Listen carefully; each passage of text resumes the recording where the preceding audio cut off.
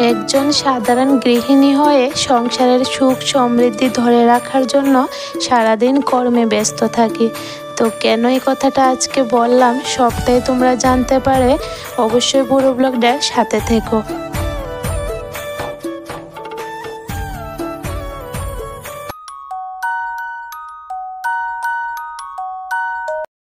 রাধে রাধে বন্ধুরা, good morning. কেমন আছো তোমরা সবাই? আশা করি যে যেখানে আছো ভালো আছো, সুস্থ আছো। আমরাও ভীষণ ভালো আছি।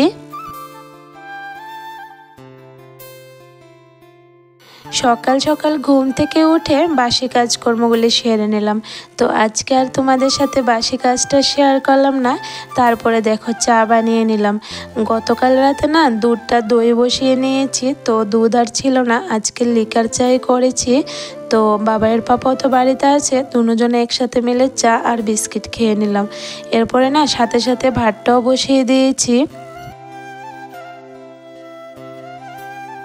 এখন যেহেতু স্কুলটা নেই, তো একটু লেট করে ঘুম থেকে উঠি। তারপরে দেখো বাসি কাজকর্ম সারতে সারতে কিন্তু আর একটু দেরি হয়ে গেছে। তো চা খেয়ে সাথে সাথে ভাতটা বসিয়ে দিলাম, কারণ সকালের খাবার খাওয়া হবে। তারপরে দেখো এখানে কুকারে বসিয়ে দিলাম ডাল। আমি এদিকে দেরি করে রান্না বসিয়েছি। তারপরে না হঠাৎ করে আমার দেবর আসলো আমাদের বাড়িতে।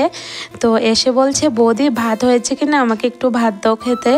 আর জানো তো আমার এতটা খারাপ লেগেছে, কি বলবো, মনটা ভীষণ খারাপ হয়ে গেছে যে অন্যদিন কিন্তু আমি আরও সকাল সকাল রান্না করে নিই, তবে আজকে তো অনেকটা লেট করে রান্না বসিয়েছি আর আজকে আসলো। তারপরে ওকে আমি বললাম, তুমি তো আমাকে ফোন করতে পারতে। তো বলল, আমি প্রথমে স্টেশন চলে গিয়েছি বাড়িতে চলে যাব বলে, তারপরে ট্রেনটা মিস করে ফেললো, ও ট্রেনটা পেলো না, তারপরে আমাদের বাড়িতে চলে আসলো। আমার দেবরের নাম হলো অভি। তো অভিকে বললাম, আমি চা করে দিই, একটু চা খাও, আমি এক্ষুনি রান্না সেরে নেব। তারপরে ও বলল, না চা খাবো না, তুমি রান্নাটা সারো, একসাথে ভাত খেয়ে নেব। তো তাড়াহুড়ো করে কি রান্না করি বলো তো। এদিকে ভাতটা হলো আর ডাল বসালাম।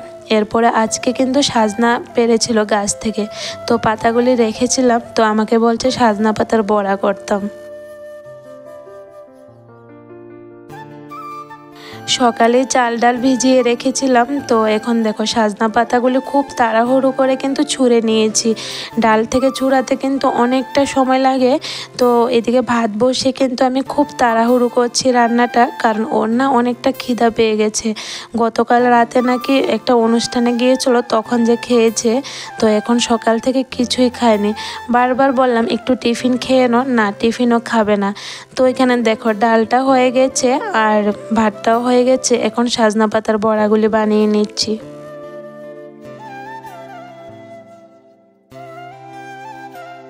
সকাল সকাল কিন্তু গরম ভাতের সাথে এভাবে মোচমোচা বড়া থাকলে আর কিছুই লাগে না। তবে আমার জানো তো পান্তা ভাতের সাথে বড়াটা খেতে ভীষণ ভালো লাগে। তো এখনও অবধি খাইনি, তবে খাওয়ার ইচ্ছা আছে, এই কয়েকদিনের মধ্যে বানাবো। এই যে গরমের দিন এসেছে, এখন কিন্তু আমি প্রায় বড়া বানাবো আর পান্তা ভাত দিয়ে খাবো, খুব ভালো লাগে খেতে।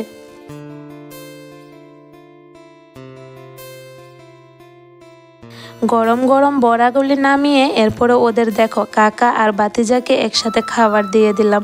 তো আমরা একটু পরে খাবো, ওদের বললাম তোমরা আগে খেয়ে নাও, তোমাদের তো অনেকটা খিদে পেয়ে গেছে।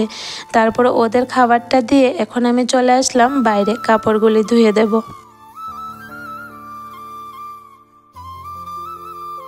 বালতিটা এদিকে ভর্তি হতে হতে একটু চলে গেলাম এদিকে সবজি ক্ষেতটা দেখছি, আর ওইদিকে বাবাইয়ের পাপাও কাজ করছে। তো বাবাইয়ের পাপার সাথেও একটু কথা বলে আসলাম যে কখন ভাত খাবে জিজ্ঞেস করলাম। তো বললো একটু পরে আছি, ওরা খাক। তো ওরা তো রান্নাঘরে বসে ভাত খাচ্ছে, আমি এদিকে কাপড়গুলিও ধুয়ে নিচ্ছি।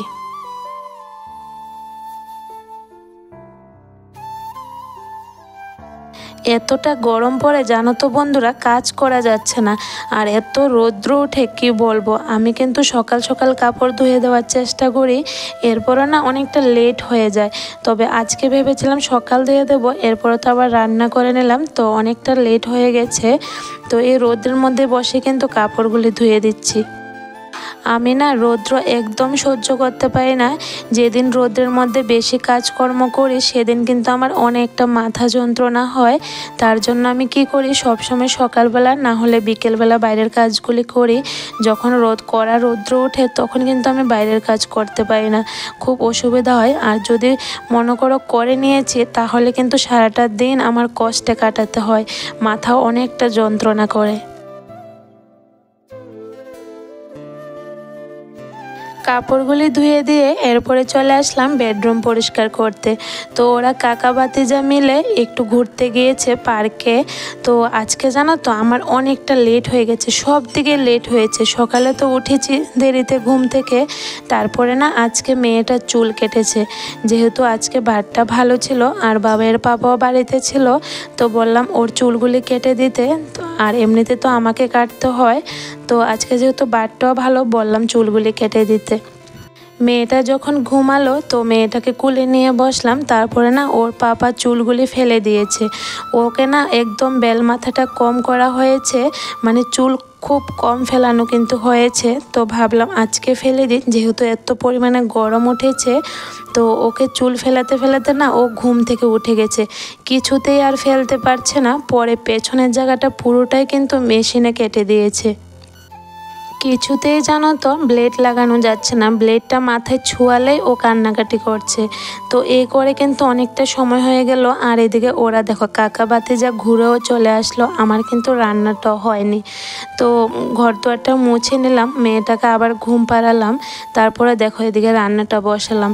কাঁঠাল কেটে রেখেছি, আজকে রান্না করব বলে কাঁঠাল তরকারি, আর রান্না করার সময় পাইনি। ওই যে দেখো গামলার মধ্যে কাঁঠাল কেটে রেখেছি, সকালবেলায় কেটেছিলাম, কিন্তু রান্না করার তো আর সময় পেলাম না। তো এখানে দেখো মাছ ঝোল করে নিচ্ছি। যেটা ভেবে রাখি সেটা কিন্তু হয় না।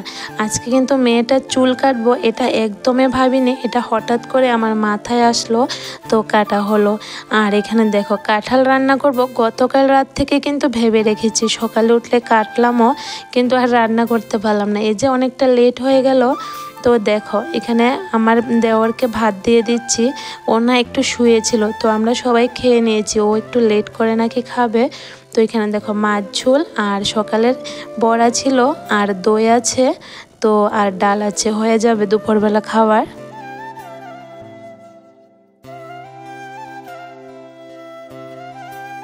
গতকাল যে বিরিয়ানি রান্না করেছিলাম কড়াইটা আর ধুইনি, বাইরে জল দিয়ে ভিজিয়ে রেখেছিলাম।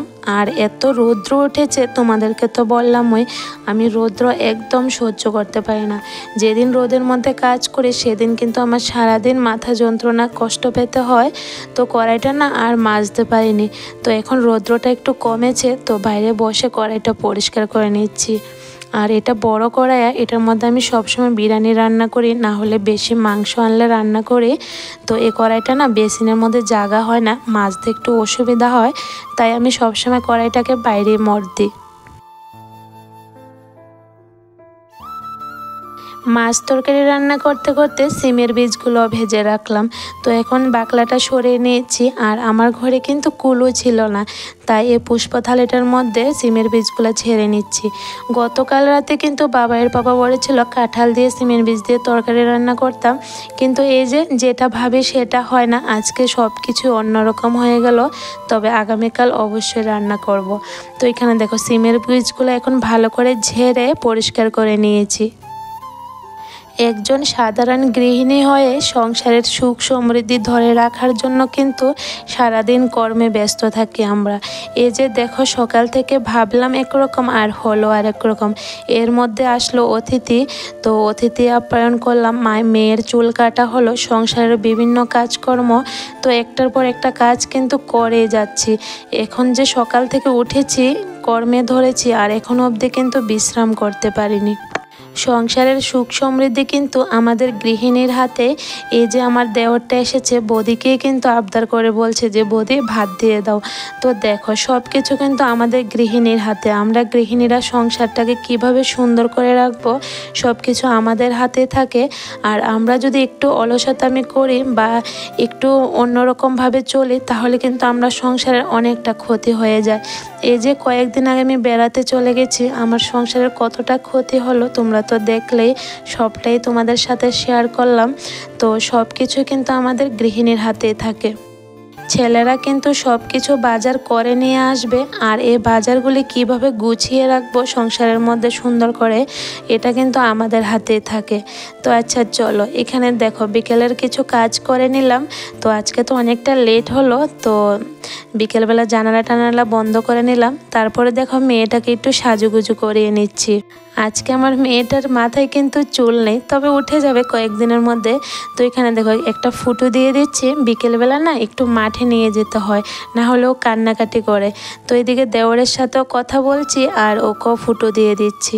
তো চলো বন্ধুরা, আজকের ভিডিওটা আর বড় করি না, এখানে শেষ করি। সারাটা দিন না অনেকটা পরিশ্রম হয়ে গেছি। তোমাদের কাছে যদি আমার সংসারের কাজগুলি একটু হলেও ভালো লেগে থাকে তাহলে একটা লাইক করে দিও, আর চ্যানেলটাকে সাবস্ক্রাইব করে আমার নতুন বন্ধু হয়ে আমার পাশে থেকো। Good night.